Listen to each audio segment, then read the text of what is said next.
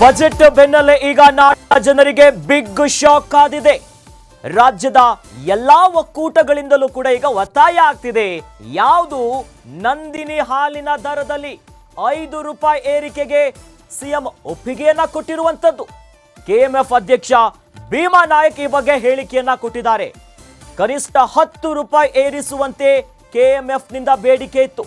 ಇನ್ನು ರಾಜ್ಯದ ಎಲ್ಲಾ ಒಕ್ಕೂಟಗಳಿಂದಲೂ ಕೂಡ ಒತ್ತಾಯ ಆಗಿತ್ತು. ಹಾಗಾಗಿ ಹಾಲಿನ ದರವನ್ನ ಏರಿಸೋದಕ್ಕೆ ಈಗ ಕೆಎಂಎಫ್ ಅಧ್ಯಕ್ಷ ಸಮರ್ಥನೆಯನ್ನ ಕೊಟ್ಟಿದ್ದಾರೆ. ದೇಶದಲ್ಲೇ ಕಡಿಮೆ ನಮ್ಮಲ್ಲಿ ಅನ್ನೋದಾಗಿ ಭೀಮಾ ನಾಯಕ್ ಈ ಬಗ್ಗೆ ಹೇಳಿಕೆಯನ್ನ ಕೊಟ್ಟಿರೋದು. ಈಗಾಗಲೇ ಬಸ್ ಟಿಕೆಟ್ ದರ ಆಯಿತು, ಮೆಟ್ರೋ ದರ ಆಯಿತು, ವಿದ್ಯುತ್ ವಿಚಾರದಲ್ಲೊಂದಿಷ್ಟು ಗೊಂದಲಗಳಾಯಿತು.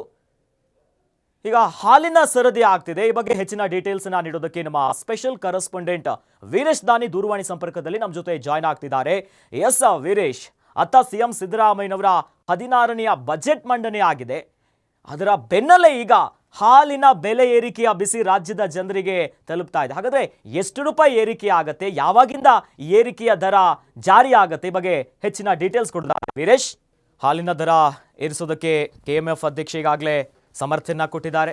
ದೇಶದಲ್ಲೇ ಕಡಿಮೆ ನಮ್ಮಲ್ಲಿ ಅನ್ನುವಂಥ ಮಾತಾಡಿದ್ದಾರೆ. ಆದರೆ ಜನ ಈಗಾಗಲೇ ಬೆಲೆ ಏರಿಕೆಯಿಂದ ಕಂಗಾಲಾಗಿರೋದು ಒಂದು ಕಡೆ. ಆದರೆ ಮತ್ತೆ ಬಜೆಟ್ ಮಂಡನೆ ಆಗ್ತಿದ್ದಂತೆ ಈಗ ಹಾಲಿನ ಬೆಲೆ ಏರಿಕೆಯ ಬಿಸಿ ಜನರಿಗೆ ತಡ್ತಾ ಇದೆ.